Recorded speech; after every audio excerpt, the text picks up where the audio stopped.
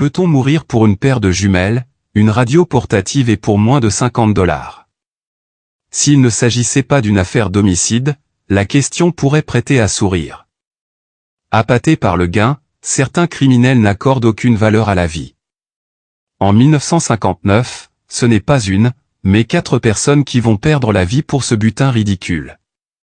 Laissez-moi vous raconter le meurtre de la famille Clutter, le sang des innocents.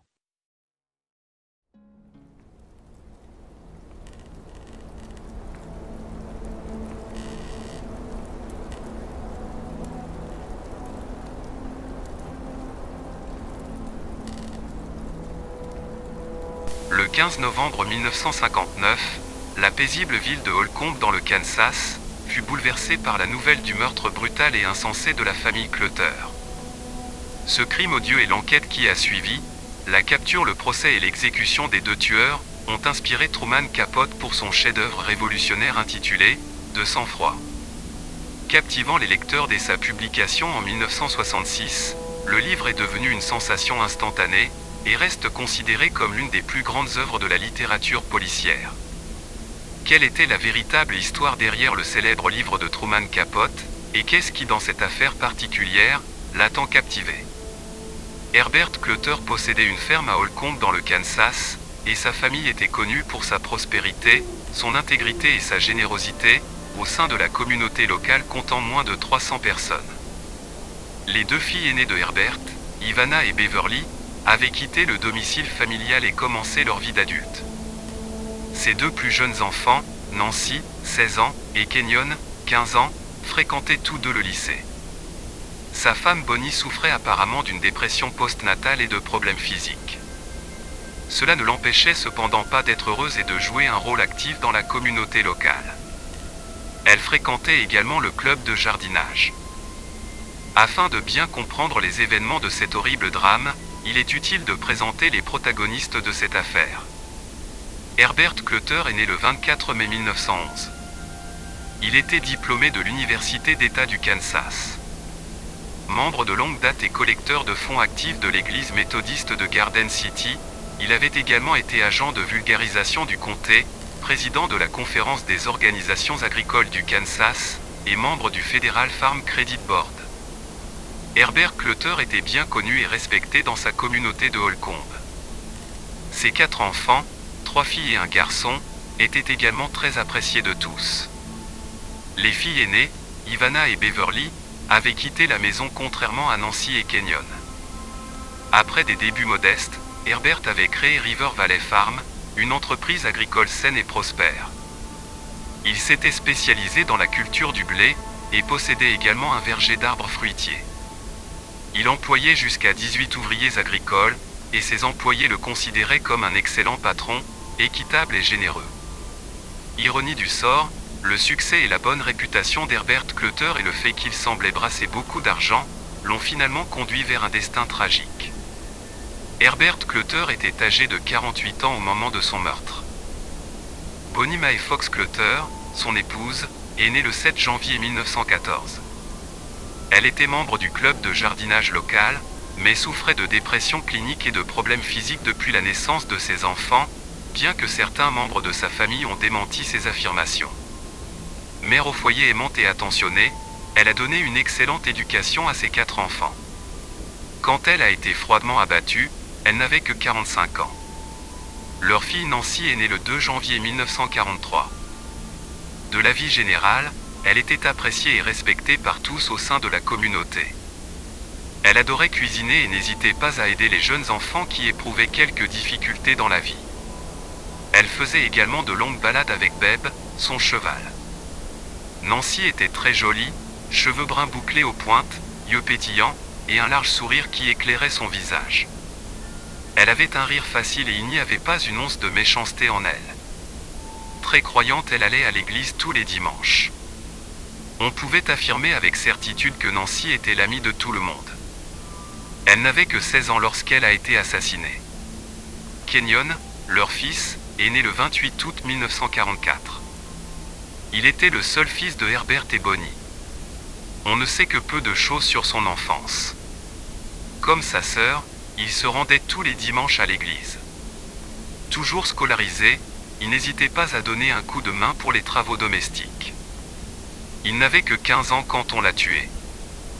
En novembre 1959, Richard Hickok et Perry Smith étaient au pénitencier de l'État du Kansas, lorsqu'un codétenu du nom de Floyd Wells, qui avait auparavant travaillé comme ouvrier agricole pour Herbert Clutter, a dit à Richard Hickok que son ancien patron était riche, et qu'il gardait environ $10 000 dans un coffre-fort chez lui. Pourtant Herbert Clutter ne possédait pas de coffre-fort.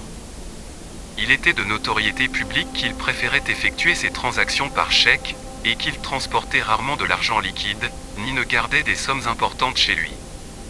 Mais qui étaient réellement Richard Hickok et Perry Smith? Richard Hickok est né le 6 juin 1931 à Kansas City, de parents ouvriers agricoles. Il était un étudiant et un athlète populaire au lycée d'Olathe, avant que des blessures à la tête, suite à un grave accident de voiture en 1950, ne le laissent défigurer. Bien qu'il en avait les capacités, il n'a pas pu se rendre à l'université, sa famille n'ayant pas suffisamment de moyens. Il a dû se résoudre à travailler comme mécanicien. Il s'est marié et est devenu père de 3 enfants. Mari volage, il s'est impliqué dans une liaison extra-conjugale, mettant fin à son mariage. Il a épousé sa maîtresse, mais cette union s'est également soldée par un divorce. Il se tourna vers la délinquance et les petits délits, comme l'utilisation de chèques frauduleux. Il finit par atterrir en prison, où il rencontra Perry Smith et élabora son plan de vol et de meurtre. Perry Smith est né le 27 octobre 1928 à Huntington dans le Nevada. Ses parents, Florence Buckskin et John Smith, étaient des artistes de rodéo. Smith était d'ascendance mixte irlandaise et cherokee. La famille a déménagé à Juneau en Alaska en 1929. Son père John distillait du whisky de contrebande pour gagner sa vie et maltraitait sa femme et ses 4 enfants. En 1935, sa femme l'a quitté, emmenant les enfants avec elle à San Francisco. Perry Smith et ses frères et sœurs ont d'abord été élevés avec leur mère alcoolique, puis après la mort de celle-ci, alors qu'il n'avait que 13 ans, lui et ses frères et sœurs ont été placés dans un orphelinat catholique. Apparemment les religieuses l'auraient maltraité physiquement et émotionnellement. Il a également été placé dans un orphelinat de l'armée du salut, où l'un des gardiens aurait tenté de le noyer. À l'adolescence, Perry Smith a retrouvé son père et a vécu une existence sur les routes. Il a également passé du temps dans différents foyers de détention pour mineurs, après avoir rejoint un gang de rue, et s'être impliqué dans des petits délits. Le père de Perry a déménagé à Cold Springs dans le Nevada, vers 1964 à 1967, où il a vécu jusqu'à l'âge de 92 ans avant de se suicider. 2 des frères et sœurs de Smith se sont également suicidés, et la sœur restante a coupé tout contact avec lui. À l'âge de 16 ans, Perry Smith a rejoint la marine marchande des États-Unis puis l'armée en 1948, où il a servi pendant la guerre de Corée. Durant son service, il a passé des semaines entières dans les casernes pour faire la fête en public et se battre avec des civils coréens et d'autres soldats. Malgré son casier judiciaire, il a été libéré en 1952 et a été stationné pour la dernière fois à Fort Lewis dans l'État de Washington. Il a séjourné chez un ami de l'armée pendant un certain temps dans la région de Tacoma, où il travaillait comme peintre en carrosserie. Avec l'un de ses premiers chèques de paye, il a acheté une moto. Victime d'un accident en raison des mauvaises conditions météorologiques, il a failli mourir et a passé 6 mois dans un hôpital. En raison de ses graves blessures aux 2 jambes, il a été handicapé de manière permanente et a souffert de douleurs chroniques durant le reste de sa vie. Pour l'aider à surmonter la douleur, il a commencé à consommer une grande quantité d'aspirine. Perry Smith et Richard Hickok se sont rencontrés pour la première fois à la prison d'État du Kansas. Après leur libération, Richard Hickok, attiré par la perspective d'un gain facile, avait prévu de voler le coffre-fort d'Herbert Clutter et de commencer une nouvelle vie au Mexique. Il a écrit à son ancien compagnon de cellule Perry Smith pour lui demander de l'aider. Hickok et Smith ont parcouru plus de 640 km pour se rendre chez les Clutter. Ils sont arrivés aux premières heures du 15 novembre 1959 et sont entrés par une porte déverrouillée pendant que la famille dormait. Après avoir cherché en vain un coffre-fort, ils ont réveillé Herbert Clutter. Celui-ci leur a donné le peu d'argent liquide qu'il avait en sa possession en leur précisant qu'il n'y avait pas d'argent supplémentaire dans la maison. Hickok et Smith ont ensuite réveillé le reste de la famille, poussant Bonnie, Nancy et Kenyon dans la salle de bain. Ils ont ensuite conduit Herbert à son bureau, continuant à fouiller la maison pour vérifier ses dires. Ils sont retournés à la salle de bain pour récupérer les 3 autres membres de la famille. Ils ont bâillonné Bonnie, attaché ses mains devant elle, puis l'ont couché dans un lit dans une chambre au 2e étage. Poursuivant leur sinistre forfait, ils ont attaché les mains de Nancy derrière elle, et l'ont également couché dans un lit, mais ne l'ont pas bâillonné. Herbert et Kenyon ont été emmenés au sous-sol. Kenyon était bâillonné, les mains attachées dans le dos et la corde attachée à un tuyau de vapeur suspendu au plafond. Les 2 hommes changeant d'avis, Kenyon fut libéré du tuyau et déplacé dans une pièce adjacente, toujours ligoté et bâillonné. Il fut placé sur un canapé avec un oreiller derrière la tête. Herbert fut également ligoté et bâillonné, puis poussé sur un matelas posé sur le sol. Hickok remonta ensuite à l'étage pour continuer les recherches. Ne trouvant aucun coffre-fort, écumant de rage, Hickok retourna au sous-sol. Il pensait que Herbert lui cachait des informations et ne lui disait pas toute la vérité. Hickok avait prévu de ne laisser aucun témoin, et dans un accès de rage, il trancha la gorge d'Herbert, puis lui tira une balle dans la tête. Quelques instants plus tard, Smith et Hickok se rendirent dans la pièce adjacente où se trouvait le pauvre Kenyon. Ils ne lui laissèrent aucune chance et Perry Smith lui tira une balle en pleine tête. Se dirigeant ensuite vers le 2e étage, ils entrèrent dans la pièce où se trouvait Nancy, et froidement la tuèrent. Toujours sans pitié, Bonnie fut également abattue d'une balle en pleine tête. 4 personnes venaient de mourir pour 43 $. Hickok et Smith ont ensuite récupéré les douilles de balles, espérant effacer les indices qui pourraient les compromettre, et se sont enfuis. Ils ont également emporté avec eux une paire de jumelles et une radio portable. Quelques heures plus tard, un ami de Nancy inquiet de ne pas la voir, donna l'alerte. Le shérif Robinson et le shérif adjoint Meyer arrivèrent à la maison des Clutter un peu avant 10 heures du matin. Les policiers entrèrent par la cuisine, Robinson monta directement à l'étage et Meyer se rendit jusqu'aux étages inférieurs. Ce qu'ils ont trouvé à l'intérieur allait les hanter toute leur vie. À l'étage, où se trouvait Nancy, les murs et les meubles étaient éclaboussés de sang. Nancy était allongée sur son lit, le visage contre le mur, l'arrière de la tête emportée. On aurait dit un coup de fusil de chasse tiré à très courte distance. Ses poignets étaient attachés dans le dos et ses chevilles liées par ce qui ressemblait à un cordon de store vénitien. Elle portait un peignoir, un pyjama et des pantoufles, et semblait avoir été tuée avant d'aller se coucher. Comme elle était entièrement habillée, il ne semblait y avoir aucun signe d'agression sexuelle. La chambre suivante était celle de Kenyon.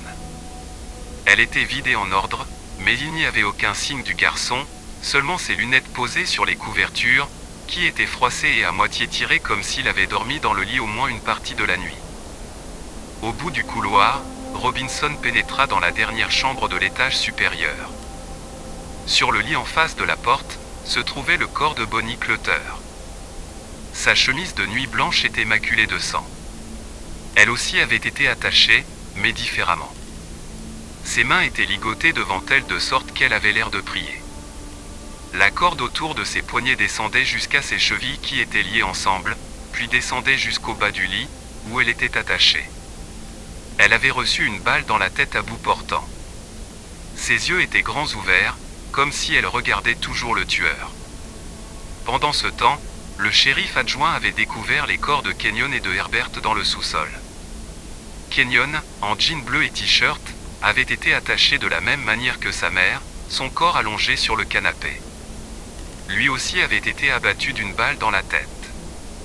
Herbert Clutter, retrouvé mort en pyjama dans la chaufferie, semblait avoir été torturé. Le shérif adjoint raconta lui-même ce qu'il avait vu. J'ai jeté un coup d'œil à Monsieur Clutter et j'ai eu du mal à le regarder à nouveau. Je savais que de simples coups de feu ne pouvaient pas expliquer autant de sang. Il avait bel et bien été abattu avec le pistolet pointé juste devant son visage, mais sa gorge avait été tranchée aussi. Sa bouche était scotchée et le ruban était enroulé autour de sa tête. Il était étendu devant le fourneau sur un gros carton qui semblait avoir été posé là spécialement. Une chose que je ne peux pas m'enlever de la tête. Il y avait un tuyau de vapeur au-dessus de sa tête, et attaché à celui-ci, un morceau de corde pendait. De toute évidence, à un moment donné, Monsieur Clutter avait été attaché là, pendu par les mains. Ils ont également emporté avec eux une paire de jumelles et une radio portable. Le chef de la police de Garden City au Kansas, Mitchell Geisler, arriva accompagné du chef adjoint Rich Rohleder. Rohleder était un expert en photographie, et c'est grâce à ces photos qu'une lumière ultraviolette permit de découvrir une empreinte de chaussure sanglante invisible à l'œil nu, qui ne pouvait appartenir qu'au tueur, plus tard identifié comme appartenant à Smith. Une photo des traces de pneus qu'ils avaient laissées fut également prise. La nature choquante du crime a d'abord suscité l'incrédulité au sein de la communauté. Les recherches pour retrouver les tueurs débutèrent immédiatement. Lors d'une conférence de presse le lundi 16 novembre, Alvin Dewey a annoncé que le département du shérif du comté avait demandé au KBI d'intervenir et qu'il dirigerait lui-même l'affaire. 18 hommes sous ses ordres travailleraient jour et nuit jusqu'à ce que les tueurs soient traduits en justice. Les enquêteurs ont interrompu leurs recherches le temps d'assister aux funérailles qui ont eu lieu en milieu de semaine. Dans leur cercueil, les têtes de chaque victime, en raison des blessures faciales, étaient enveloppées dans une sorte de cocon de coton qui masquait chaque visage. 600 personnes, dont les camarades de classe des enfants, se sont rassemblées au cimetière de Valley View le jour de l'enterrement. Aussitôt après, l'enquête reprit. Le mobile du crime restait cependant un mystère. Il manquait certes une paire de jumelles et une radio portable, mais aurait-on vraiment abattu 4 personnes pour un aussi maigre butin? Alvin Dewey se jeta corps et âme dans cette enquête. L'affaire Clutter était devenue son obsession. Il commençait un peu à désespérer lorsqu'un téléphone de Logan Sanford, directeur du KBI à Topeka, changea radicalement l'enquête. Un détenu du nom de Floyd Wells connaissait le nom des tueurs. Ancien compagnon de cellule, il leur livra les noms de Perry Smith et Richard Hickok, et leur raconta également l'histoire du potentiel coffre-fort. Les enquêteurs avaient maintenant le nom des assassins ainsi que leur mobile. L'enquête venait de faire un bond de géant. Maintenant que le KBI avait des noms, les agents de Dewey commencèrent à parcourir le Midwest pour retrouver les 2 hommes. Ils apprirent que Perry Smith était retourné dans son état natal du Nevada pour une courte période. Il réapparut un peu plus tard au Kansas. Début novembre, il se présenta dans la ville d'Olathe, où son ancien compagnon de cellule Hickok était revenu vivre avec ses parents. On apprit également qu'ils avaient escroqué de nombreux magasins avec des chèques sans provision. Hickok et Smith furent capturés à Las Vegas le 30 décembre 1959, environ 6 semaines après les meurtres, alors qu'ils conduisaient une voiture volée. Dans la voiture, il y avait les bottes dont l'empreinte avait été trouvée dans la maison des Clutter. Chaque homme fut interrogé séparément et tous deux finirent par avouer les meurtres, bien que Richard Hickok ait maintenu que Perry Smith avait tué les 4 personnes, Smith affirmant quant à lui avoir dissuadé Hickok de violer Nancy. Le 28 mars 1960, il n'a fallu que 40 minutes au jury pour condamner les 2 hommes à la peine de mort. Leurs avocats ont fait appel du verdict au motif que leur client n'avait pas été assisté d'un avocat avant qu'il ne passe aux aveux, et que les preuves matérielles contre eux avaient été saisies sans mandat de perquisition. En déposant de nombreux recours, ils réussirent à repousser plusieurs fois leur date d'exécution. À 3 reprises, ils portèrent même leur affaire devant la Cour suprême et furent chaque fois déboutés. Finalement, en mars 1965, la Cour suprême du Kansas allait mettre un épisode final à cette tragique affaire. Les 2 hommes seraient exécutés par pendaison entre minuit et 2 heures du matin le 14 avril 1965. Richard Hickok fut le premier à mourir. Après quelques paroles de l'aumônier, le bourreau ouvrit la trappe. Une demi-heure plus tard, après que le corps de Richard Hickok fut placé dans un corbillard, Perry Smith se présenta devant la potence tout en mâchouillant son chewing-gum. Avant d'être pendu, il déclara ceci. « Cela n'aurait aucun sens de s'excuser maintenant, mais je m'excuse. » Il alla ensuite vers la mort. À 1h19 du matin, tout était fini.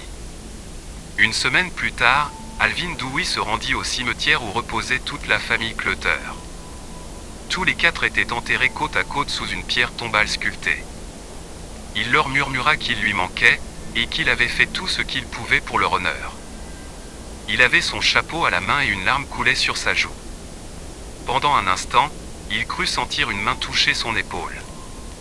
Il se retourna, mais il n'y avait personne. Du moins visiblement. Mais Herbert Clutter se tenait à côté de lui tout comme les autres, Bonnie, Nancy et Kenyon, respirant la paix des champs de blé du Kansas. Ils étaient désormais en paix, tout comme leur ami le détective.